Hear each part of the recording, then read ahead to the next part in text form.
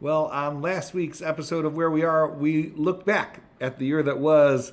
This week, we look ahead to the year that is and will be 2024. You're listening to Where We Are.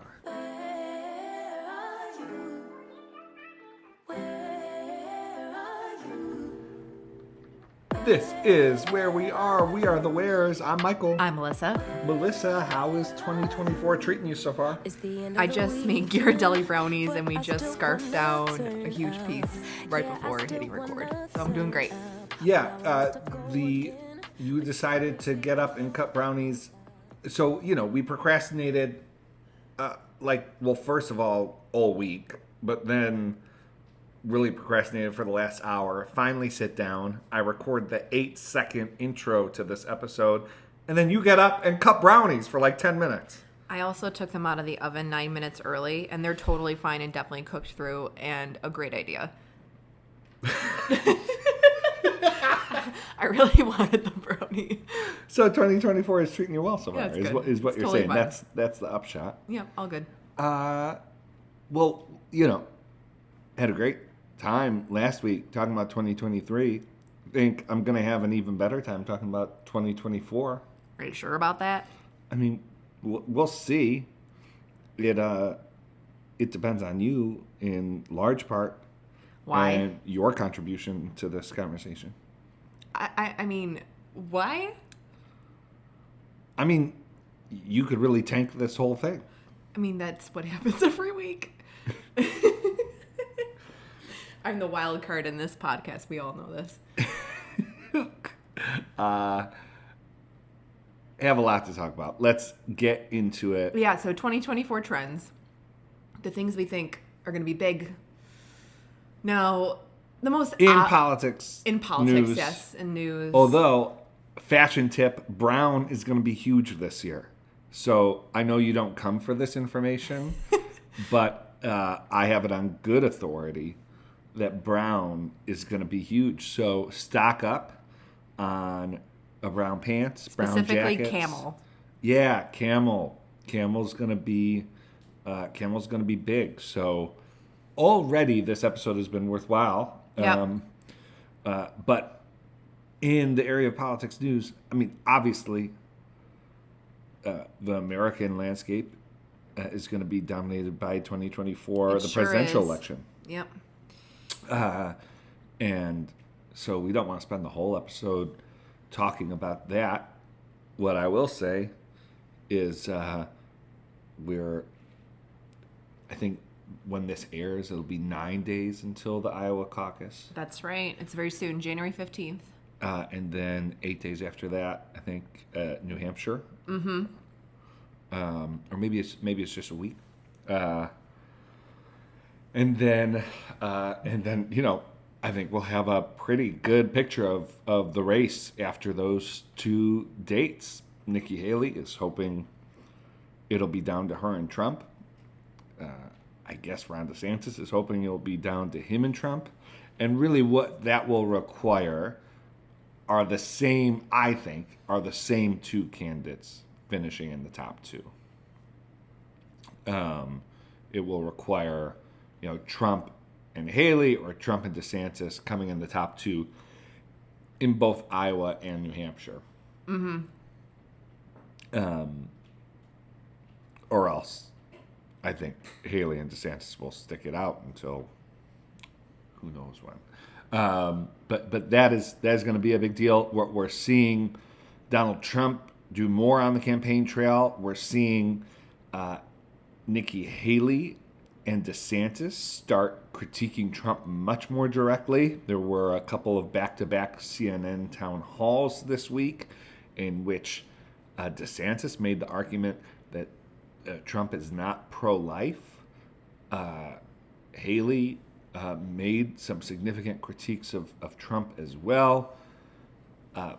Really interesting. I made the comment that I think both of them had hoped that the race would be down to just them and Trump by the time that they had to be making these kinds of direct criticisms, but time is running out, and so that they're making the best from their strategic point of view of what they have, and we'll We'll see if it's enough.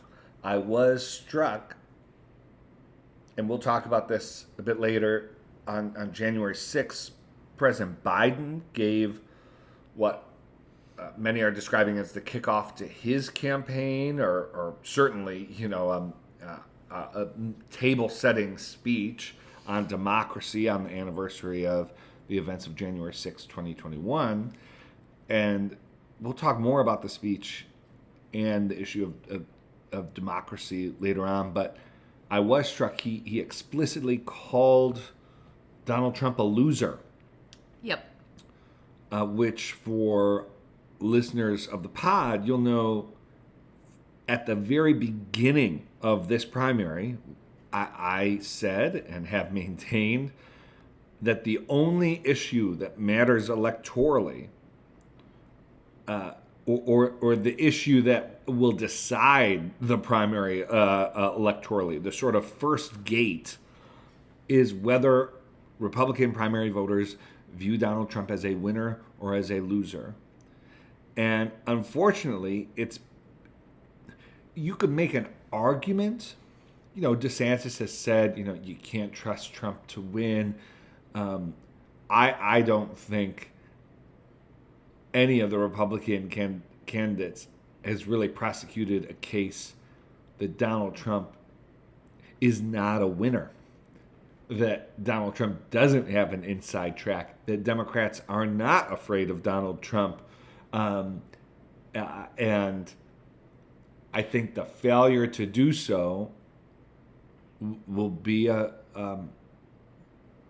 likely have a lot to do with the outcome of this primary.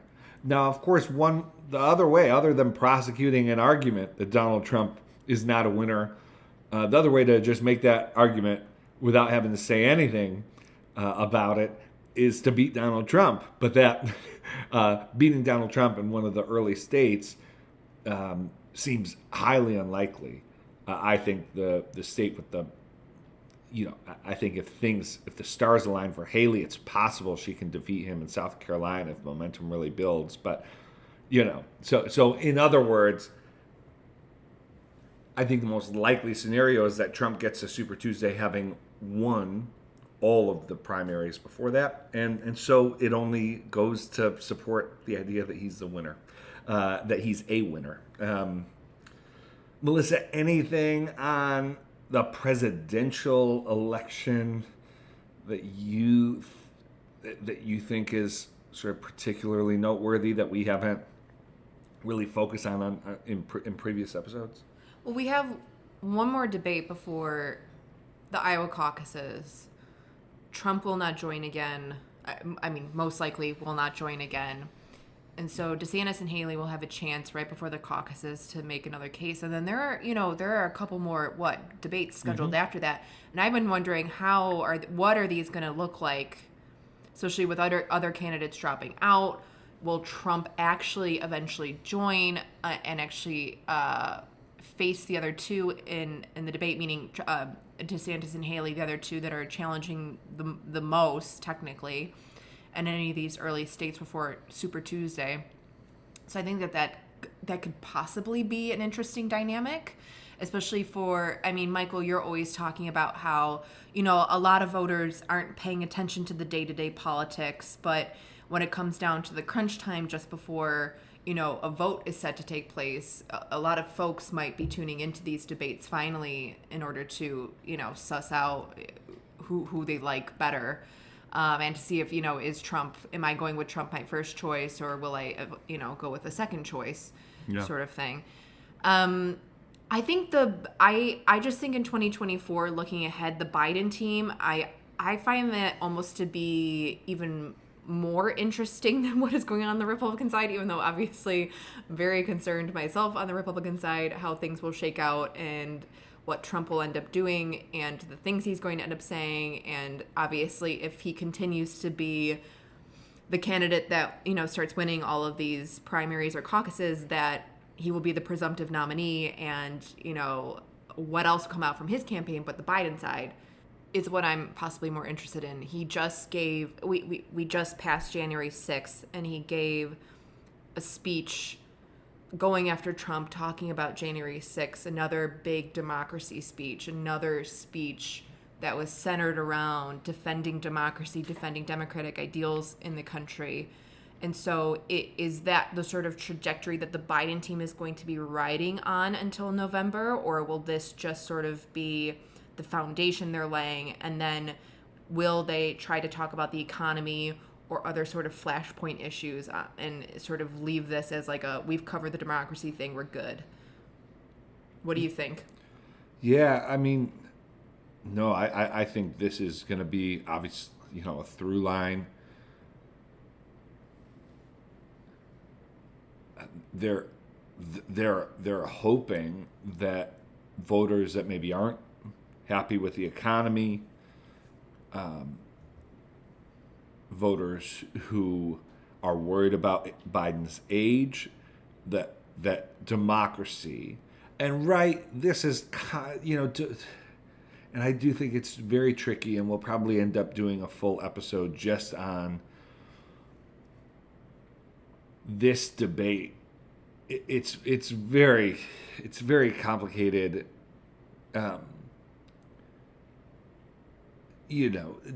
Democracy is also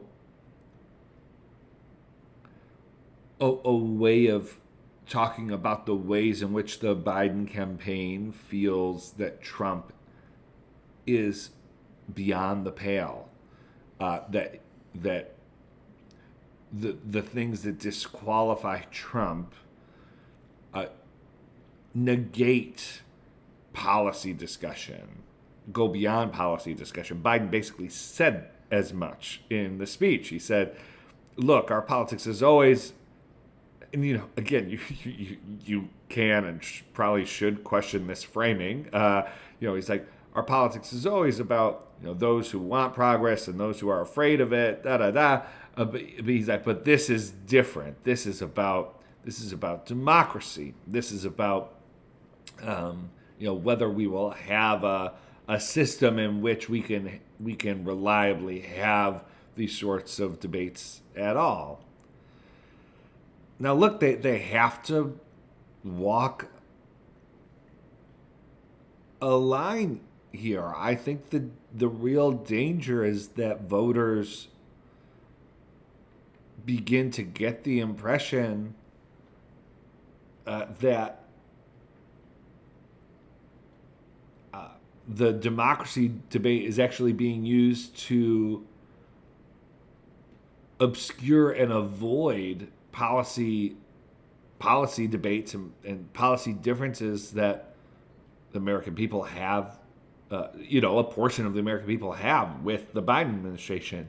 And so they need to be really careful to yes, this is both a very legitimate issue. Donald Trump is saying and doing and has done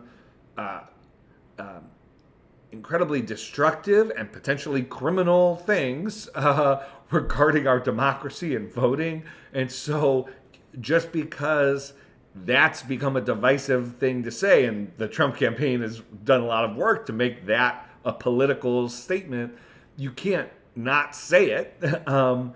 But I think there's a threshold at which the electorate decides, yes, that's an issue, but what about these? What about these other issues?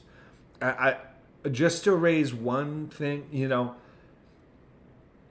Biden raised book banning in the Valley Forge. And this speech on January 6th was at Valley Forge, which is a whole other interesting thing. I mean, not to go off down a rabbit trail, but I mean, you read the opening of the speech, and it's like, he's talking about George Washington and the vision, the glories of what Washington fought for, all this stuff that seems like such a throwback and almost like an impossibility given where progressive discourse has been over the last, 6-8 years. Yeah. And so, I think that's something that has to be reconciled at some point. Okay, so like what are and Biden made some comments later that of course, things aren't perfect. Well, we've not lived up to our values, but he has this line. He says we've not lived up to our values, but we've never turned away from them, or so. It's like they're trying to square, square something that they're trying to still tell a hopeful story about American ideals. Uh, uh, while also appeasing sort of some of the historical revisioning and recasting that's happened in academic circles, elite circles, progressive circles, and I think for some voters it's going to be confounding and maybe even seem disingenuous. Biden is perhaps the only Democratic figure who could get away with it, though. Yeah. For a whole number of reasons. Agreed. So yeah. I mean, there's so much to unpack in the democracy debate. I was going to say something about the book banning thing, so let me just me just wrap that up. And I think it's a good example, right? So, Biden says, "Who would have thought that would you have ever thought that in 2024 we'd be talking about book banning?" And that's all they say. And it to me, it's just such, the whole book banning conversation has been such an intentionally misleading conversation from both sides, of course. But in a speech about, if you're going to give a speech about having honest debate, if you're going to have a speech about the importance of democracy and settling out our differences, I think it's important to say that we're talking about we're talking about banning books in elementary and middle school public school libraries, not even public libraries, school libraries. I am not aware of legislation to ban access. You can't buy a book on Amazon, or and so to give a speech that mentions fascism, mentions is about insurrection, and then to throw in book banning, right? The point is to allude to Nazis and totalitarian regimes, which Biden also talked about. But that's not really if we're honest, that's not the book debate that's been taking place in this country. And I think the Biden campaign has to watch how far they push this messaging when Biden has a record to defend and there's serious discomfort with his presidency and with the state of the country right now. They need to be really careful that they're not making voters feel like they're trying to argue that if you don't vote for Biden, you support fascist book banning, when that's really not, again, if we're being honest, that's really not what we're talking about. So that's going to be very interesting to see how the Biden administration prosecutes a campaign against a candidate who is abnormal in the scope of American history. This is going to be, we've never had a candidate with indictments running to be president. Right. We've never had a candidate whose even ability to be on the ballot is going to be in front of the Supreme Court. Yes. Under Article 3. That literally never, the Supreme Court has not had a decision on the section of the Constitution that they're going to have to decide on. So it is an abnormal situation. And I know people will scoff at this, but you can only push that so far. and part of the reason for that is that we do have a democracy. Voters do and ought to have the right to make a choice, not just about rejecting one candidate, but about supporting the other. And so it'll be very interesting to see how he walks those lines. Yeah, it honestly felt like chum for the base, meat or chum, just because it was just it's one of those lines where it felt like for certain viewers at The home, book banning stuff. Yeah. Sorry, Yes. sorry for referring to the book banning. It felt like chum in the water. 100%. And there were some lines that were like that, and then there were others. Here, and I tweeted this earlier today. What was most interesting and eye-catching to me about the speech, which generally I thought was a pretty good speech. I think there's been a lot of punditry about, these indictments of Trump, they only seem to help him. And, the trickle of news only seems to help him. Like Cassidy Hutchinson came out and did an MSNBC and 60 Minutes hit, and Trump's numbers didn't drop. So, anything bad about Trump, it only leads his voters to double down. Yeah. It's possible that that's what happens. It's possible we see this campaign unfold, and like the more the case is made about January 6th, about Trump's presidency, about all of Trump's cabinet officials that now oppose him, it's possible that's right. My view is that we actually haven't seen it tested, and we haven't seen it tested for a number of reasons. One is so many of people, really all of the people doing the punditry pay much more attention to politics than the people, than the average person in the surveys. And so, we're seeing indictments get handed down, and we're like, oh, this has to affect the polls. People aren't following Trump's legal travails as closely as those of us who pay attention to the news are. The other thing is that a lot of Trump's voters are watching media that do a great deal to try and insulate Trump and try to dismiss this sort of trickle of news. So they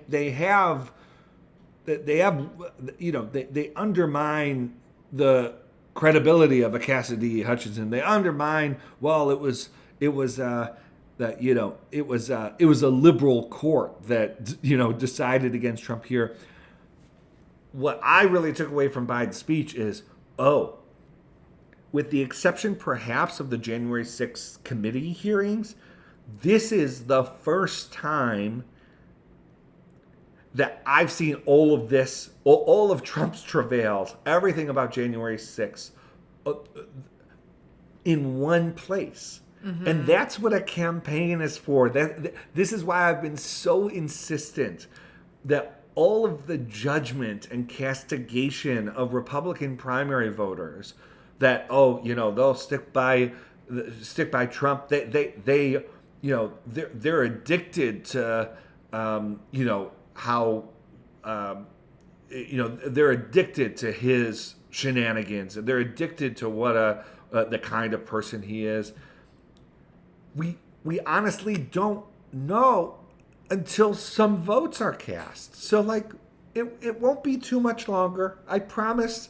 If folks want to make moral judgments, which I would really caution against even after votes take place. People vote for a lot of different reasons, but let's at least let voters have a say. And one of the things that will happen before they vote, both in the Republican primary and certainly in the general, and we saw in these CNN town halls, I expect to see a bit of it in the debate on January 10th, is both Republicans and Biden are going to be making their final, in the case of the GOP primary, they're going to be making their final cases, and Biden is going to actually start campaigning. Yes. Which is going to have a big effect. Yes. So speaking of voting, speaking of January 6th, I think the other two, just to sort of wrap up the 2024 election conversation, the things that we're looking at, the other two glaring things that is political violence. Yeah. Is there, I'm not talking about it, will there be yet another January 6th? I'm not even talking about something that big, but just here and there, with these primaries happening, and not just leading up to the general, but looking at political violence in this country. It's not something that in past elections I feel like I would have been thinking about very readily, but I am this year with this one. And then free and fair elections, not just them happening, but the perceptions of the elections and each of these primaries, how they go down, how they're talked about, social media, disinformation on social media, how it happens. That's going to be another area where I'm going to be really looking at it this 2024 election, where maybe even in 2020 I wasn't really thinking about it until the November general came along. Yes, I think both are very good. Unfortunately, things we need to have in mind when we think about 2024. I mean, I'll go a step further and say, I think worse than what we saw on January 6th is possible. I do too, but I didn't want to go that. Yeah. But yeah, you did, and it's in my head too. Mm-hmm. And so, yes, I'm tremendously concerned about political violence. And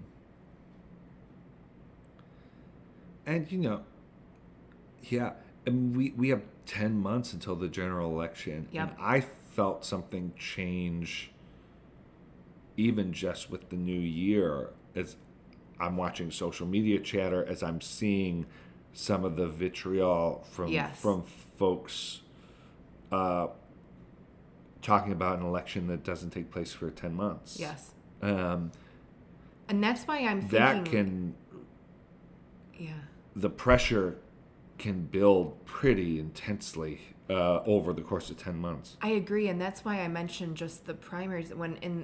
Again, I feel like I would be thinking about a lot of these things just with the general election, but at this point, I feel like the pressure with this country over the past 8 to 10 years, that the pressure has just been building so much that I do worry a bit about even before we get to the general. And if not, then the pressure that does build all the way up in the next 10 months, especially because the various social media platforms that you can be on now that just manufacture and trade in some of the just grossest things you've ever seen. And look, Trump thought that he could swing through sheer force of will an election in which, nearly 200 million Americans voted. Yeah. What happens? And we didn't even really see this in 2016. After New Hampshire, Trump basically ran away with the election, with the primary, with the nomination. Yep. What happens if he starts to feel like, oh, I made a mistake not engaging earlier? What happens if Nikki Haley comes in second in Iowa, comes in a close second or first in New Hampshire and wins her home state? Mm-hmm. There are these caucus states where, some of these states you only have 100,000 people voting. Yes. Yes, it can be there's potential, obviously, hoping for safe and fair and free elections. I'm hoping that no matter who wins, that it's peaceful. I am, but given what we've seen in this country and what we know about some of the forces at play, political violence is something we need to be cognizant of. On voting rights, and really on political violence, I will say, in the philanthropic space, nonprofits, there's a lot of good work going on to try to plan and prepare for election shenanigans. Yes. And to try to keep the lid on things like political violence. I'm a big fan of the work of Protect Democracy. But there are an array of organizations and leaders that have been thinking about this for basically since 2020. And Yep. there is some infrastructure in place. I think what everyone who's in the civic space is thinking about and trying to be honest about is, has there been enough? Has there been Right. enough work? Yeah. Yes. So let's end our 2024 conversation there, and election wise, sorry. Yeah. And we want to just talk about maybe a few policy areas that we see sort of popping off or becoming more salient, or Moving, like policy moving forward. yeah, policy moving forward. Yes, in a couple of cases. So the very first one that jumped into my mind that I thought maybe in 2023 we'd see more movement on, but then Congress was messier than usual, Yeah. was immigration, Yep. comprehensive immigration reform. Sorry, that's because with at the border we have numbers of folks seeking asylum just skyrocketing over the past couple of months.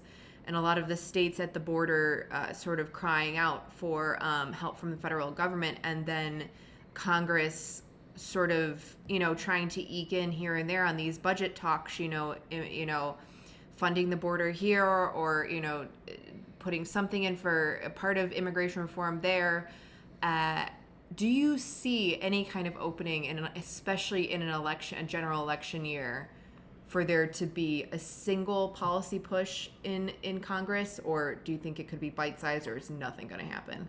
Well, so the talk as we headed toward the end of last year was that the Biden administration was ready to give quite a bit. Yes, I remember those conversations. If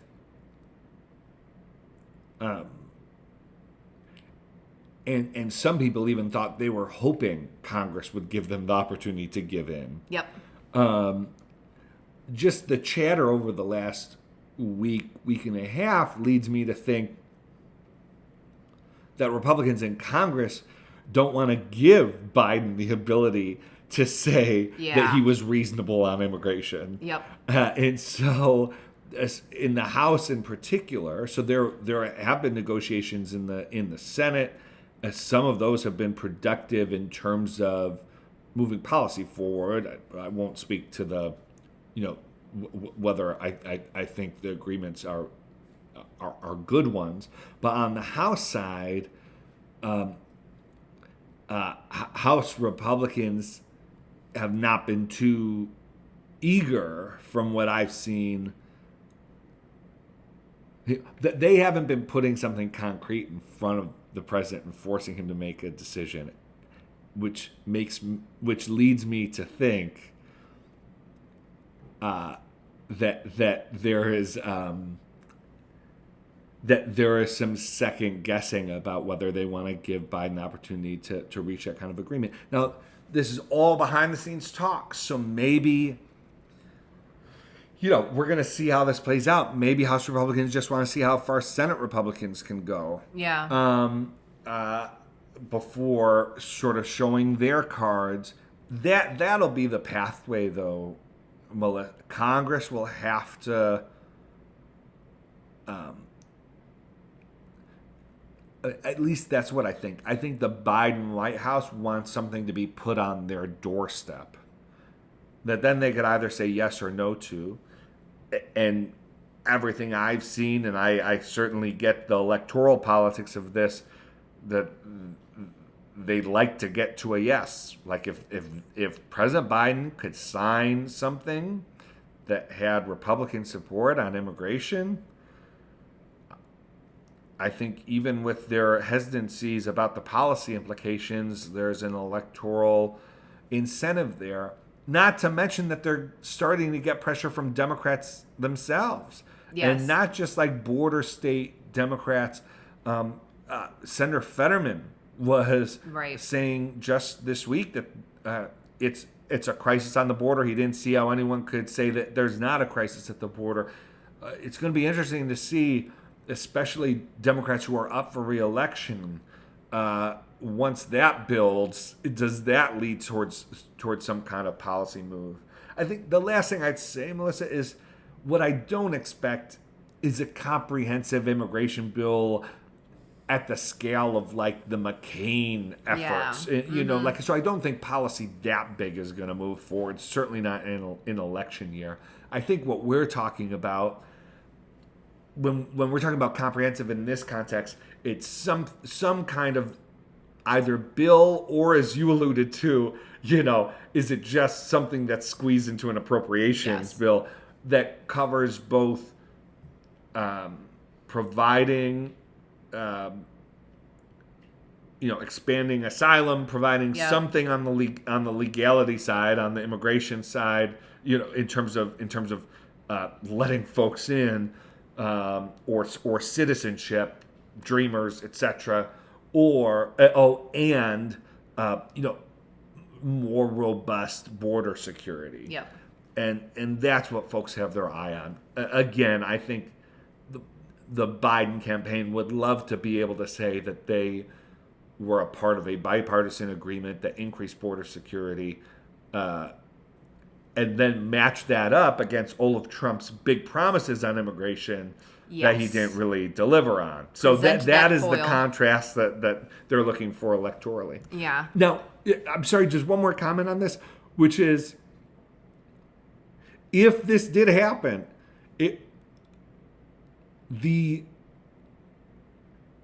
there will be a lot of concern in the aftermath, stoked by progressive immigration advocacy groups, that the deal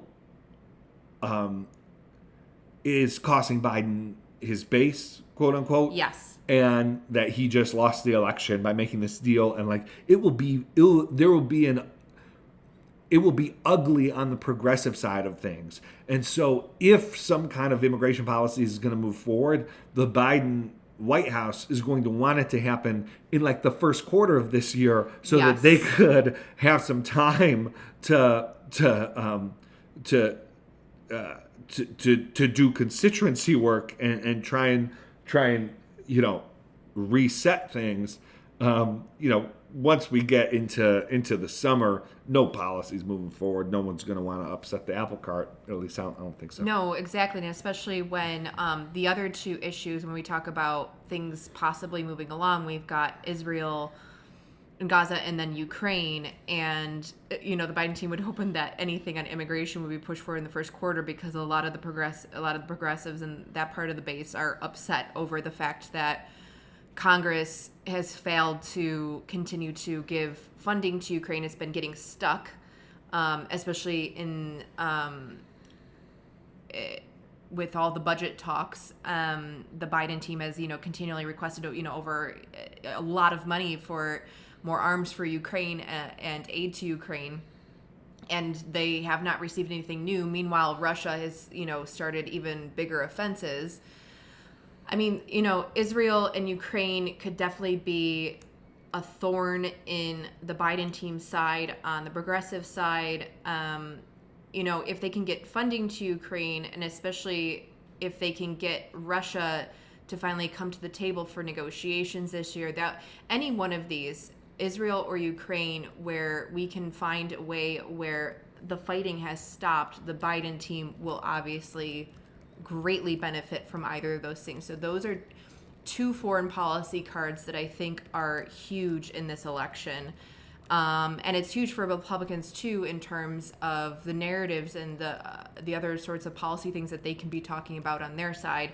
And the third sort of player in this sort of foreign policy game is, and we talked about this briefly last week, is China and Taiwan. We've been hearing now chatter for the past year that China could start as early as 2024, especially after Taiwan's elections that are coming up very, very soon. Any kind of sort of invasion of Taiwan. There's been a lot of chatter over the past year that this might not be a 2025, 2026 thing, but could come even sooner.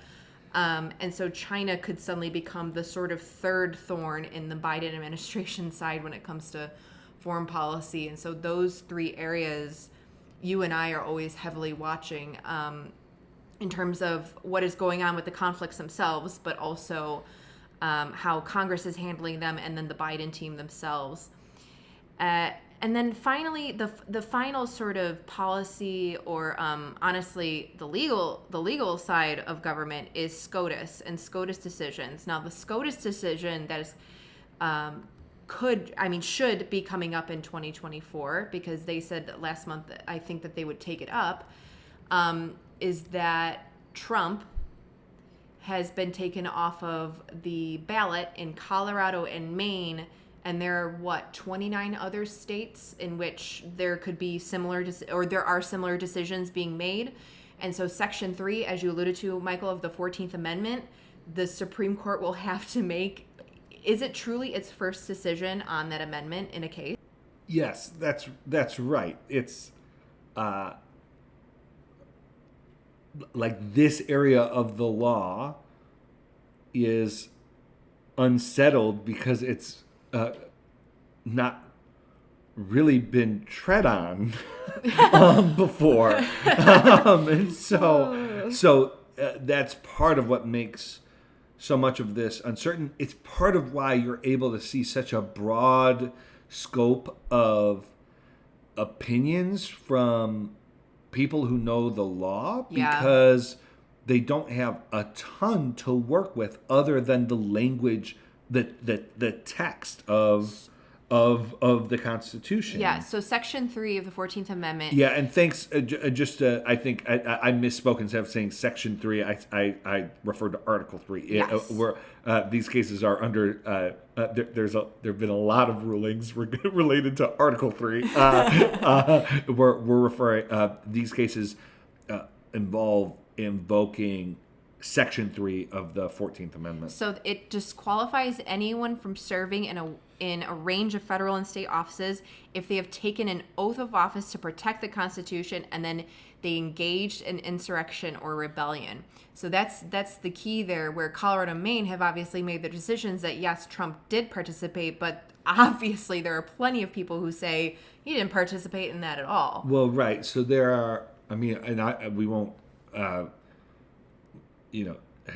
I think there's been a lot of good writing and sort of legal podcasts who have spent, Yes. A full podcast, episode and articles going in. But basically, two of the main issues here are there are those who say that offices does not refer to elected office, and that certainly whether it applies to the presidency is a big question, Right? Because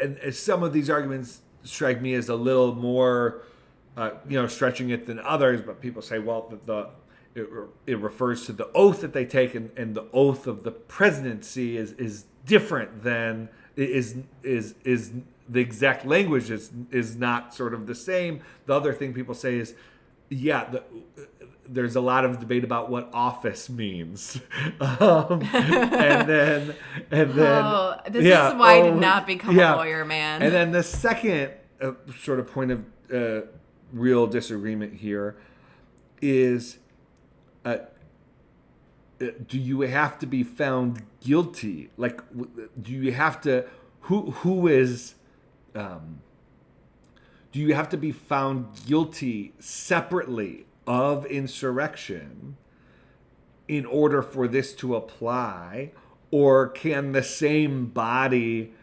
that is removing you from the ballot also say you're guilty of insurrection? Is it a criminal distinction, or is it a political one that political bodies can invoke and sort of and then on that basis tap into Section 3 of the 14th Amendment and remove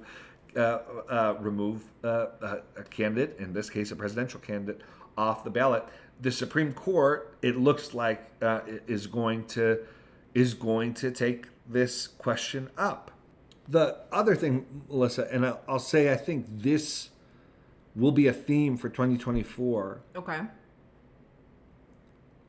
Is the sort of the political and norms debate around Donald Trump and how to deal with him. Yes. If what does it mean as you're making a case that democracy is on the ballot, that you're also working to remove Donald Trump from the ballot? I've been thinking about this since I saw the news of Colorado and Maine come down over the last month. And now there's one side that says if Trump violated the law, if Trump can be held accountable by the law, and we don't do it because we're afraid of how he will react or voters will react, then we've already given up on the rule of law. That's one side of things. The other side is, if you are in any way seen as taking the will of the electorate and taking the decision about who's president out of the electorate's hands by means which are questionable, that are even debatable within the law, then you're potentially further leading to the further diminishment of respect for institutions, for the political process, and for the rule of law. And that's a debate that we're going to see play out. And it plays out both in the legal context. It also plays out just in terms of what kinds of arguments should you make against Donald Trump? Are there true things about Donald Trump that you shouldn't say for reasons of reducing polarization, for reasons of for reasons of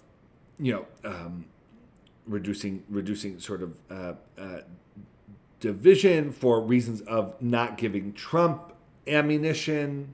Or are any of those sort of practical decisions based on sort of a realpolitik of this is what we're dealing with, are those concessions to Trump's lack of respect for norms? Are you actually leading playing into his hands by not saying true things, by not sort of applying the law to him? And so that's going to be huge debate, and you're going to hear this debate in 18 different iterations based on different things that happen over the next 10 months. Yeah, I mean, this particular issue, when we're talking about one of the biggest pillars of a representative democracy, being its elections, and since this comes down to being an election issue and not just a legal issue, the politicization of everything, you see that coming home to roost in the worst of ways with this particular issue. Yes. Because of the fact that people have politicized the legality of all kinds of things over the past 10 years that should not have been politicized in many ways, so that it eroded trust in the sort of legal decisions, the judges, the various courts, and the Supreme Court has become even more politicized to the point where you have a lot of people who don't quite trust it as well, and especially with the accountability issue over the past year sort of coming to a head as well with various justices, that you hear people like us and others who talk about the politicization of everything and how it's not good, but this is a particular issue where, if somebody committed something, you want them to be held accountable, and you don't want them to be the most powerful leader of our entire country. but it's going to be so hard.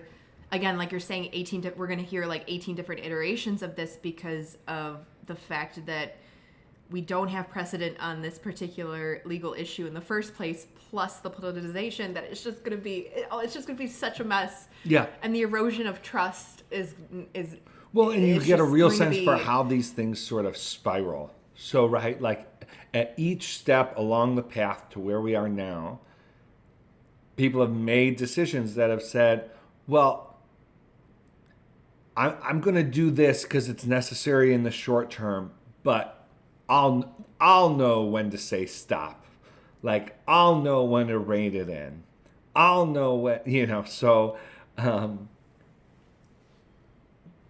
what we need to learn is that just life does not work that way.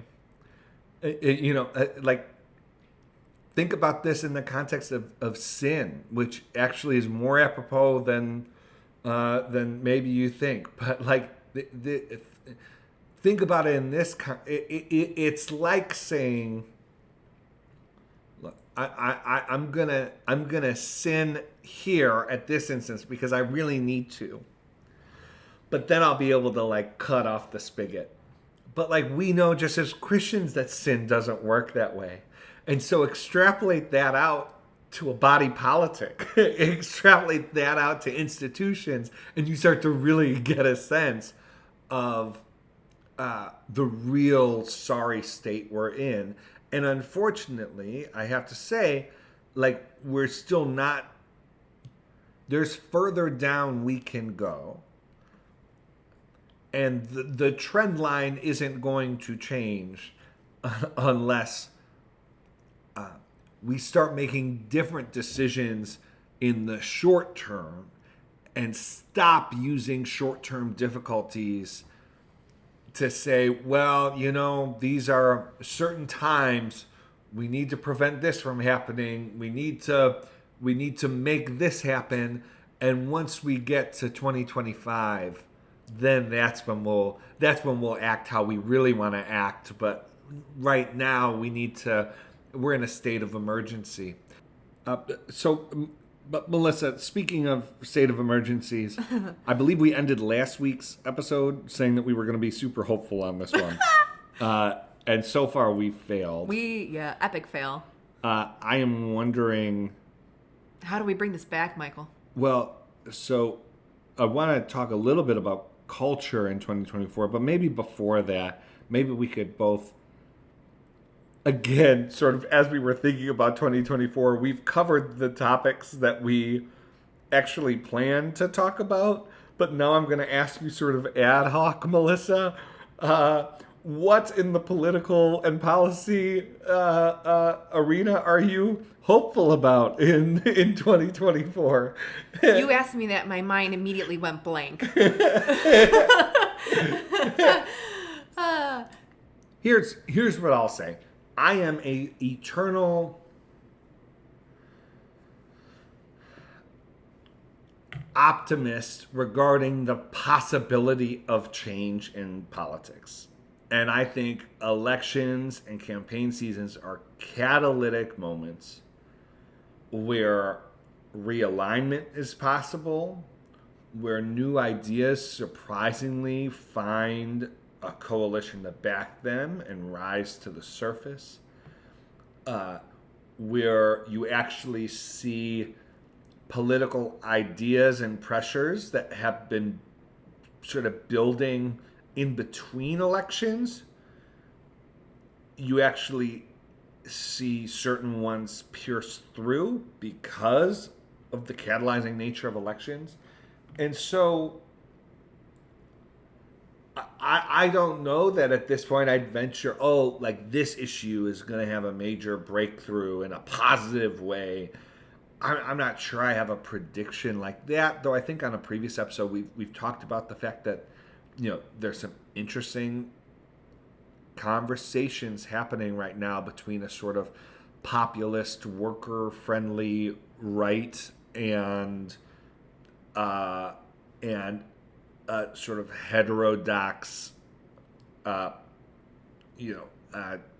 heterodox wing of the Democratic Party. And so, like, that's one area to watch. But I think just the possibility of possibilities that election years provide are something that I'm hopeful about. Not that I think it's going to turn out great, but that there's the potential, there's the possibility that good things emerge out of it. So that's what I'd say in the policy space. Melissa, is your mind still a blank?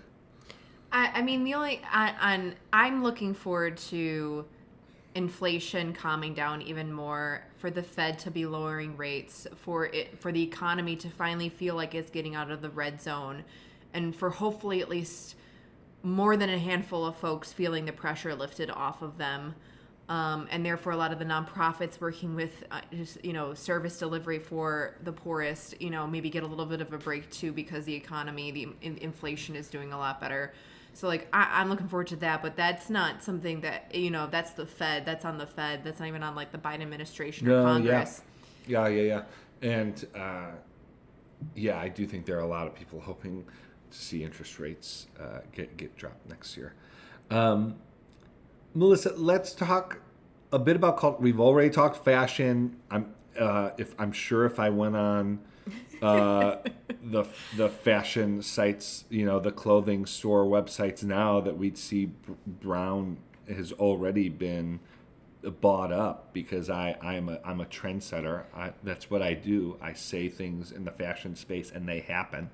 But other than fashion, I'll say a book I'm looking forward to. Vincent Cunningham's Great Expectations. I'm so excited for this book. Vincent, wonderful writer, who's written, has been at the New Yorker, has written some incredible essays on private schools, on politics. Has been writing about the arts for the last, I think, at least like year and a half, 2 years. He has a book coming out. Get this, Melissa. It's about a young campaign staffer who works for a fresh-faced United States Senator's presidential campaign.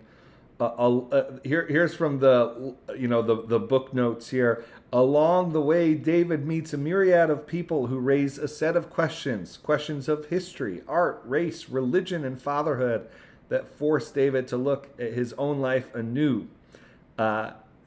Says later on, meditating on politics and politicians, religion and preachers, fathers and family. Great Expectations is both an emotionally resonant coming-of-age story and a rich novel of ideas, marking the arrival of a major new writer. I'm pumped for this book. I've pre-ordered it, and I think it's going to be a good one. So I'm looking forward to that. I'm looking forward to Dune Part 2. Dune Part 2, absolutely. It comes out March 1st, and I am ready. Yes. I've been so ready. Because they pushed it back, right? They pushed it back, yep.